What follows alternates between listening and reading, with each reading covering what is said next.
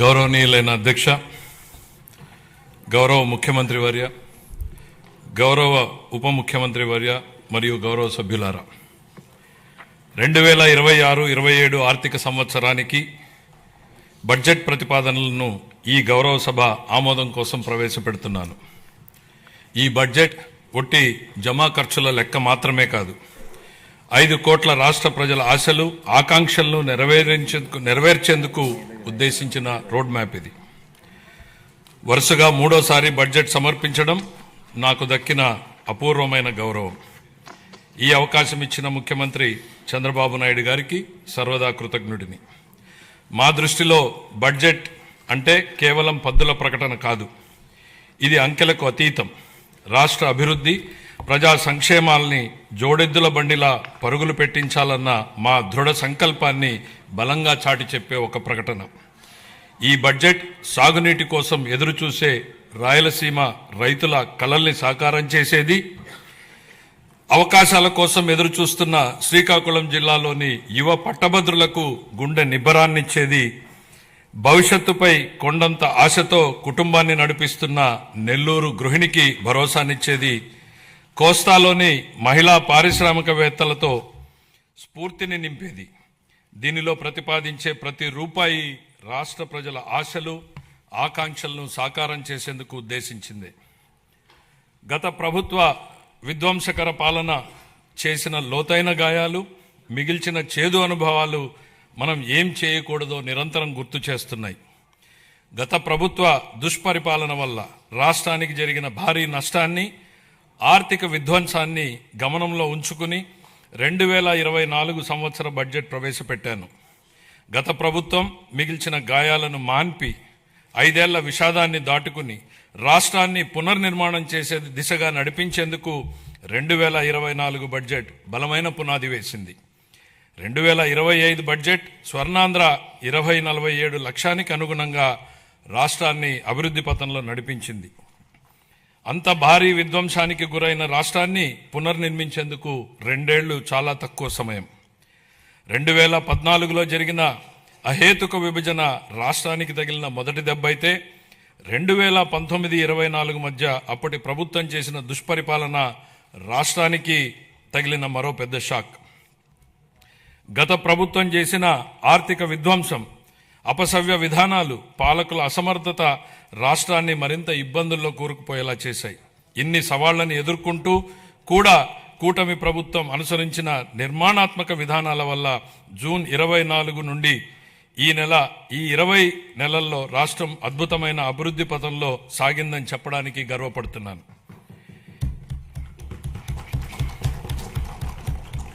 ఇప్పటి వరకు మనం ఏం సాధించాం, ఇప్పుడు ఎక్కడున్నాం, ఇంకా చేయాల్సిందేంటి అన్న అంశాల్ని కూలంకషంగా ముదింపు చేసుకుని ఈ బడ్జెట్ని రూపొందించాం.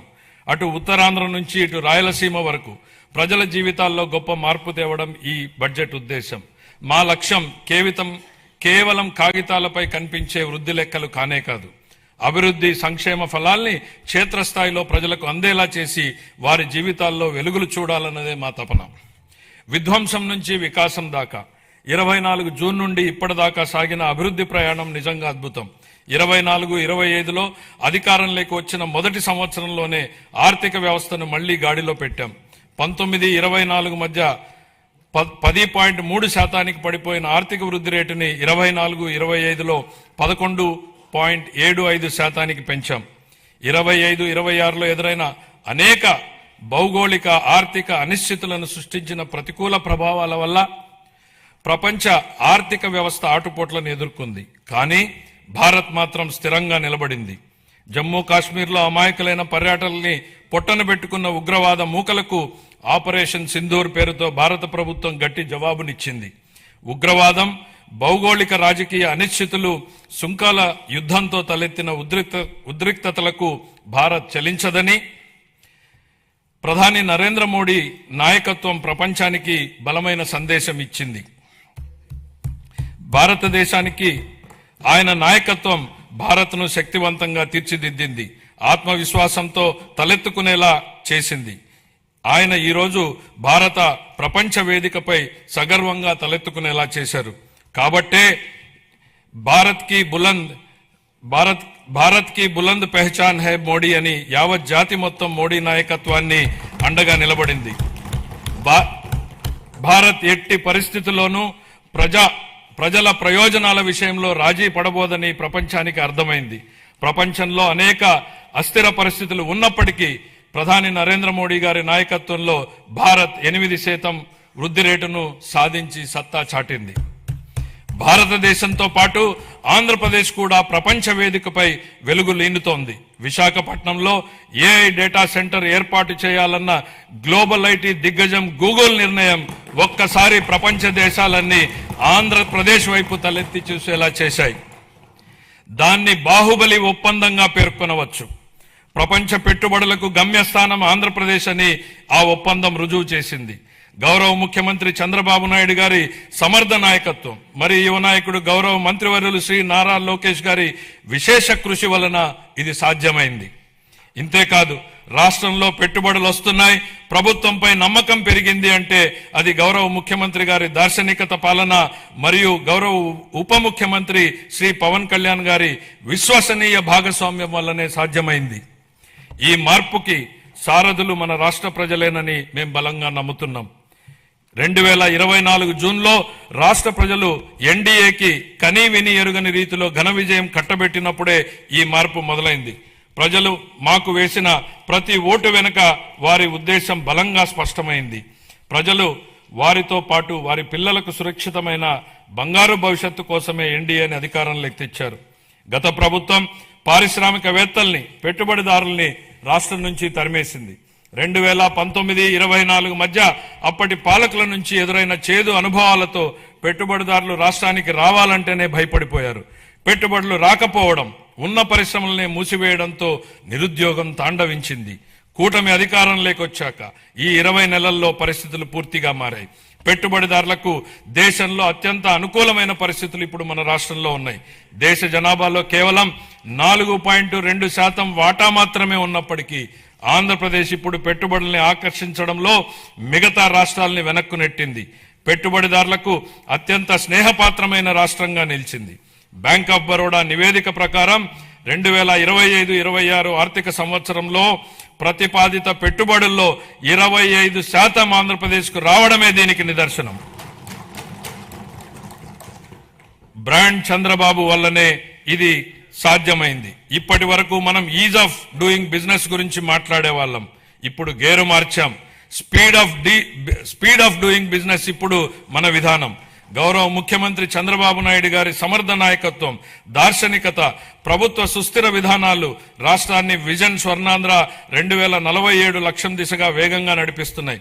ఆంధ్రప్రదేశ్ భవిష్యత్తుని స్వర్ణమయం చేసే మహాక్రతువులో గౌరవ ముఖ్యమంత్రి గారి చారిత్రాత్మక పాత్ర పోషిస్తున్నారు. తాను నాటిన చెట్ల నీడలో తానెప్పటికీ కూర్చోలేనని తెలిసినా భావి తరాల కోసం చెట్లు నాటే వ్యక్తే జీవితం యొక్క నిజమైన విలువలను అర్థం చేసుకున్నాడు అన్న విశ్వకవి గురుదేవులు శ్రీ రవీంద్రనాథ్ ఠాగూర్ గారి మాటల్ని ఇక్కడ నేను ఉటంకిస్తున్నాను. గౌరవ ముఖ్యమంత్రి ఈ భావనకు అసలైన ప్రతిరూపం. ఆయన కేవలం దూరదృష్టి గల నాయకుడు మాత్రమే కాదు, దాన్ని సాకారం చేయగల దక్షత కలిగినటువంటి నాయకుడు. తన దార్శనికతతో అమలు చేస్తున్న విధానాలు భావితరాలకు మేలు చేస్తాయన్న దృఢ విశ్వాసంతో వాటి సాధనకు అహర్నిశలు నిస్వార్థంగా కృషి చేస్తున్న గొప్ప నాయకుడు. సమాజ క్షేమం కోసం 365 రోజులు అవిశ్రాంతంగా ఒక తపస్సులాగా పనిచేస్తున్నారు. 1990వ దశకంలో ఆయన ఇన్ఫర్మేషన్ టెక్నాలజీ గురించి మాట్లాడినప్పుడు, దార్శనికతను అమల్లో పెట్టినప్పుడు దాని ఫలితం ఎలా ఉంటుందో చాలా మందికి అర్థం కాలేదు. కానీ అప్పటి యువత దాంతో ప్రయోజనం పొంది జీవితంలో పురోగమించడమే కాకుండా ప్రపంచవ్యాప్తంగా అవకాశాలని అందిపుచ్చుకుని సత్తా చాటారు. అప్పుడు ఆయన అమలు చేసిన సంస్కరణలు, తీసుకున్న విప్లవాత్మక నిర్ణయాలతో వెలిగించిన దీపం లక్షలాది జీవితాల్లో వెలుగు నింపింది. నేడు ఆయన విజయగాథను ఆయనే పునరావృతం చేస్తున్నారు. కానీ ఇప్పుడు మరింత గొప్ప దూరదృష్టితో, మరింత సమున్నత లక్ష్యంతో కొత్త చరిత్రను లెక్కించబోతున్నారు. భవిష్యత్తును అంచనా వేసేందుకు ఉత్తమ మార్గం దాన్ని సృష్టించడమే అన్న సూక్తిని బలంగా నమ్మే వ్యక్తి. ముఖ్యమంత్రి గారు deep tech, AI, quantum computing వంటి అధునిక టెక్నాలజీలు ప్రతి కుటుంబం నుంచి ఒక ఎంటర్ప్రెన్యూర్ వంటి విధానాలు కేంద్రంగా ఆయన ఇప్పుడు రాష్ట్రాన్ని సరికొత్త శకంలోకి నడిపిస్తున్నారు. ఆయన మార్గదర్శకత్వంలో ఏపీ వెల్త్ ఫండ్ ను ప్రారంభించబోతున్నాం. రాబోయే రోజుల్లో అది Norway, UAE sovereign wealth funds లా విస్తృతమై మొత్తం రాష్ట్రాన్నే నడిపించడానికి సరిపోవచ్చు. నాతో సహా ఈనాటి సమాజానికి ఈ టెక్నాలజీల ప్రాముఖ్యత అర్థం కాకపోవచ్చు. కానీ ఆయన ఐటీ రంగంలో చూపిన చొరవ వల్ల 1990లో నాటి యువతరం లబ్ధి పొందినట్టే ఈనాటి యువత కూడా ఏఐ, డీప్ టెక్, క్వాంటమ్ టెక్నాలజీతో భవిష్యత్తు ఖచ్చితంగా లబ్ధి పొందుతుంది. ఆర్థిక వనరుల పరంగా మనం ఇప్పటికీ సంక్షోభం నుంచి పూర్తిగా బయటపడలేదు. పరిస్థితులు అంత సానుకూలంగా లేవు. గత ప్రభుత్వం మిగిల్చిన ఆర్థిక అస్తవ్యస్త పరిస్థితుల్ని అధిగమించే క్రమంలో ఇప్పటికీ అనేక సవాళ్లను ఎదుర్కొంటున్నాం. కానీ రాష్ట్ర అభివృద్ధి, సంక్షేమానికి సంబంధించి మా లక్ష్యాల్లో మార్పు లేదు. మా సంకల్పం చెక్కు చెదరలేదు. మా ప్రయాణాన్ని స్థిరంగా కొనసాగించేందుకు ప్రధాని నరేంద్ర మోడీ నుంచి అమూల్యమైన మద్దతు, సహకారం లభిస్తున్నాయి. ఆయనకు కృతజ్ఞతలు తెలియజేస్తున్నాం. కేంద్ర ఆర్థిక మంత్రి శ్రీమతి నిర్మలా సీతారామన్ గారు అందిస్తున్న గొప్ప సహకారం గురించి ప్రత్యేకంగా ప్రస్తావించాలి. కష్టకాలంలో ఆమె రాష్ట్రానికి వెన్నుదన్నుగా నిలబడ్డారు. పోలవరం ప్రాజెక్టును మళ్లీ గాడిలో పెట్టడం, రాజధాని అమరావతి నిర్మాణాన్ని పునఃప్రారంభించడంలో పూర్తి సహకారం అందించారు. రాయలసీమ గ్లోబల్ హార్టికల్చర్ ప్రాజెక్టును ముందుకు తీసుకెళ్లేందుకు అవసరమైన తోడ్పాటును అందించారు. గత ప్రభుత్వం ఎడాపెడా చేసిన అప్పుల భారాన్ని తగ్గించేందుకు రుణాల పునర్వ్యవస్థీకరణకు అమూల్యమైన సహకారం అందించారు. ఆమెకు హృదయపూర్వక కృతజ్ఞతలు తెలియజేసుకుంటున్నాను. 2026-27 సంవత్సరానికి సంబంధించి ఫిబ్రవరి 1న ప్రవేశపెట్టిన కేంద్ర బడ్జెట్ రాష్ట్రానికి ఆశాకిరణంలాగా కనపడుతోంది. దానిలో రాష్ట్ర అభివృద్ధికి అనేక అవకాశాలు కనిపిస్తున్నాయి. తూర్పు కోస్తా పారిశ్రామిక కారిడార్, పర్యాటక కేంద్రాల అభివృద్ధి, ఎలక్ట్రిక్ బస్సుల కొనుగోలు, పూర్వోదయ పథకం ఉపయోగపడుతుంది. రాయలసీమ గ్లోబల్ హార్టికల్చర్ హబ్ కూడా వేగంగా రూపుదిద్దుకుంటోంది. కేంద్ర బడ్జెట్ లో కొత్తగా ప్రకటించిన రేర్ ఎర్త్ కారిడార్లు, డేటా సెంటర్లు, ప్రాంతీయ medical hub, national institute of pharmaceutical education and research, seaplane manufacturing, container manufacturing, ప్రతి జిల్లాలో బాలికల హాస్టళ్ల వంటి అంశాల నుంచి రాష్ట్రానికి గరిష్ట ప్రయోజనాలు పొందేందుకు అవకాశం ఉంది. ప్రపంచవ్యాప్తంగా ఇప్పుడు ప్రభుత్వ రంగ ప్రాజెక్టుల్ని పీపీపీ ఛాలెంజ్ విధానాల్లో చేపట్టే ట్రెండ్ నడుస్తోంది. అది ప్రభుత్వ రంగ సంస్థల నైపుణ్యాలను, సామర్థ్యాలను పెంచేందుకు దోహదం చేస్తుంది. పీపీపీ విధానంలో ప్రైవేటు రంగానికి ఉన్న అనుభవంతో ప్రభుత్వ ప్రాజెక్టుల్ని మరింత మెరుగ్గా అమలు చేయగలం. ప్రాజెక్టు వ్యయాన్ని నిర్ణయించడంలో పారదర్శకతకు, పోటీతత్వాన్ని పెంచేందుకు ఛాలెంజ్ విధానం దోహదం చేస్తుంది. కేంద్ర ప్రభుత్వం బడ్జెట్ లో చాలా ప్రాజెక్టుల్ని ఛాలెంజ్ విధానంలో ప్రకటించడంతో ఆంధ్రప్రదేశ్ కు కొత్త అవకాశాలకు ద్వారాలు తెరిచినట్టయింది.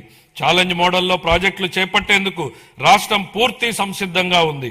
ఇతర రాష్ట్రాలతో పోటీపడి chemical park, mega textile park, city economic reasons, university township వంటి ప్రాజెక్టుల్ని సాధించుకోగలమన్న విశ్వాసం మాకుంది. సిటీ ఎకనామిక్ రీజన్స్ ప్రాజెక్టులో పోటీ పడేందుకు విశాఖపట్నం ఎకనామిక్ రీజన్ ప్లాన్ ను ఇప్పటికే సిద్ధం చేశాం. విజన్ స్వర్ణాంధ్ర 2047 అమలుకి, ప్రాంతీయ ఆకాంక్షల్ని నెరవేర్చేందుకు, సమ్మిళిత అభివృద్ధి సాధించేందుకు మా ప్రభుత్వ ప్రాంతీయ అభివృద్ధి విధానాన్ని అవలంబిస్తోంది. విశాఖపట్నం, అమరావతి, తిరుపతి రీజన్లను రాష్ట్రానికి కీలకమైన గ్రోత్ ఇంజన్లుగా గుర్తించింది. నీతి ఆయోగ్తో కలిసి Visakhapatnam economic reason economic master plan ని తయారు చేశాం. శ్రీకాకుళం, పార్వతీపురం మన్యం, విజయనగరం, విశాఖపట్నం, అల్లూరి సీతారామరాజు, అనకాపల్లి, పోలవరం, కాకినాడ, తూర్పు గోదావరి, డాక్టర్ బిఆర్ అంబేద్కర్ కోనసీమ జిల్లాలు దీని పరిధిలోకి వస్తాయి. దీనిలో మొత్తం 7 గ్రోత్ డ్రైవర్లు ఉన్నాయి. మ్యానుఫ్యాక్చరింగ్, సర్వీసెస్, మౌలిక వసతులు, పట్టణీకరణ, వ్యవసాయ రంగాల్లో 41 హై ఇంపాక్ట్ ప్రాజెక్టులు ఏర్పాటైతాయి. వాటికి అవసరమైన నిధుల్ని కేంద్ర ప్రభుత్వం, ప్రైవేటు రంగాల నుంచి సమకూర్చుకుంటాం. మెట్రో రైలు ప్రాజెక్టులతో సహా ఈ విశాఖ ఎకనామిక్ రీజన్ కి సంబంధించి సుమారు 28,000 కోట్ల రూపాయలతో ప్రాజెక్టులు ప్రతిపాదనలు సమర్పిస్తున్నాం. విశాఖ ఎకనామిక్ రీజన్ తరహాలోనే ఎన్టీఆర్, కృష్ణా, ఏలూరు, గుంటూరు, పశ్చిమ గోదావరి, ప్రకాశం, పల్నాడు, బాపట్ల, మార్కాపురం జిల్లాలతో అమరావతి ఎకనామిక్ రీజన్ ని అభివృద్ధి చేస్తాం. ఈ ప్రాంత సమగ్ర అభివృద్ధికి దోహదం చేసే వనరులు, గ్రోత్ ఇంజన్లు, బలాల్ని గుర్తించేందుకు శాస్త్రీయ పద్ధతుల్లో సామాజిక ఆర్థిక అధ్యయనం నిర్వహిస్తాం. సూక్ష్మ సేద్యం ప్రాధాన్యతను గుర్తించి 1990లోనే ఆ కాన్సెప్ట్ ని తీసుకొచ్చినటువంటి మొదటి ముఖ్యమంత్రి గౌరవ చంద్రబాబు నాయుడు గారు. ఇప్పుడు ఆయన రాయలసీమ రీజన్ ను గ్లోబల్ హార్టికల్చర్ హబ్ గా మార్చి అక్కడ రైతుల జీవితాల్లో సమూల మార్పులు తెచ్చేందుకు కంకణం కట్టుకున్నారు. రాయలసీమ ఇంటిగ్రేటెడ్ డెవలప్మెంట్ ప్లాన్ సిద్ధం చేయించారు. అందులో భాగంగా 2030 నాటికి ఉద్యాన పంటల విస్తీర్ణాన్ని 8.41 లక్షల హెక్టార్ల నుండి 14.41 లక్షల హెక్టార్లకు పెంచబోతున్నాం. సాగునీరు, సూక్ష్మ సేద్యం ప్రాజెక్టుల ద్వారా నీటి ఎద్దడి అన్నదే లేకుండా చేస్తాం. ప్రపంచ మార్కెట్లతో అనుసంధానానికి రోడ్స్ కనెక్టివిటీ పెంచుతాం. అనంతపురము, అన్నమయ్య, చిత్తూరు, కర్నూలు, నంద్యాల, ప్రకాశం, మార్కాపురం, సత్యసాయి, తిరుపతి, వైఎస్ఆర్ కడప జిల్లాల్లోని 303 మండలాల పరిధిలో 200 పైగా హార్టికల్చర్ క్లస్టర్లని ఏర్పాటు చేయడం జరుగుతుంది.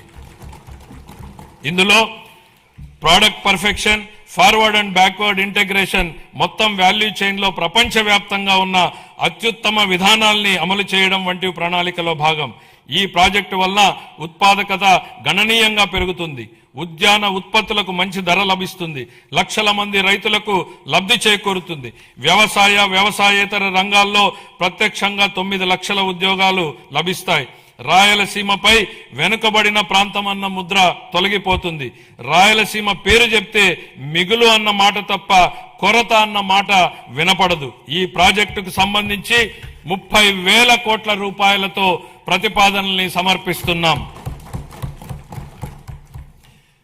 అప్పుల గురించి మాట్లాడుతున్న ప్రతిపక్ష మిత్రులకి ఒక విషయం గుర్తు చేయదలుచుకుంటున్నాను. మాకు 9.74 లక్షల కోట్ల రూపాయలని అప్పు మిగిల్చి వెళ్ళింది మీ ప్రభుత్వమే. మీరు చేసినటువంటి అప్పులు తీర్చడానికి మేము మళ్ళీ అప్పులు చేయాల్సినటువంటి పరిస్థితి తలెత్తింది. కానీ ఈరోజు మేము అప్పుగా తెస్తున్న ప్రతి రూపాయి ఉత్పాదకత వ్యయంలోకే వెళ్తోంది. అది రైతులు, మహిళలు, విద్యార్థులు, వృద్ధుల చేతుల్లోకి వెళ్తోంది. గత ప్రభుత్వ నిర్వాకాల వల్ల సకాలంలో జీతాలు కూడా ఇవ్వలేని దుస్థితి నుండి ఇప్పుడు మా ప్రభుత్వం సమర్థ పాలనా విధానాలతో ఆర్థిక సుస్థిరత దిశగా అడుగులు వేస్తోంది. ఖర్చులు తగ్గించుకొని, వనరులు పెంచుకొని ఆర్థిక స్థిరత్వం దిశగా ప్రయాణం చేస్తోంది. సంక్షోభంలో ఉన్న రాష్ట్రాన్ని ఆకాంక్షల సాకారం దిశగా నడిపిస్తున్నాం. మా అభివృద్ధి వ్యూహంలో అత్యంత కీలకమైనటువంటిది సాగునీటి రంగానికి బడ్జెట్ అధిక ప్రాధాన్యతనిస్తోంది. మనం నిల్వ చేసే ప్రతి నీటి బొట్టు, పునరుద్ధరించే ప్రతి కాలువ, సాగునీరు అందించే ప్రతి ఎకరం ప్రజల జీవితాల్ని మారుస్తాయని బలంగా విశ్వసించే ప్రభుత్వం మాది. వాతావరణ మార్పులు, వర్షపాతంలో అనూహ్యమైనటువంటి హెచ్చుతగ్గులు వంటివి ఋతుపవనాలపై పూర్తిగా భరోసా ఉండలేని పరిస్థితులు కల్పిస్తున్నాయి. అందుకే నీటి నిల్వ, సమర్థ పంపిణీపై ఎక్కువ దృష్టి పెట్టాం. కేవలం ప్రాజెక్టులు కడితే సరిపోదు. భవిష్యత్ తరాలకు దీర్ఘకాలిక నీటి భద్రతను కల్పించేలా మన విధానాలు ఉండాలన్నది మా లక్ష్యం. గత ప్రభుత్వం ప్రజల నిజమైన అవసరాల్ని అర్థం చేసుకోలేదు. బిల్లులు చెల్లించకపోవడం, అధ్వాన్న నిర్వహణ వల్ల సాగునీటి ప్రాజెక్టులు ఎక్కడివక్కడ నిలిచిపోయాయి.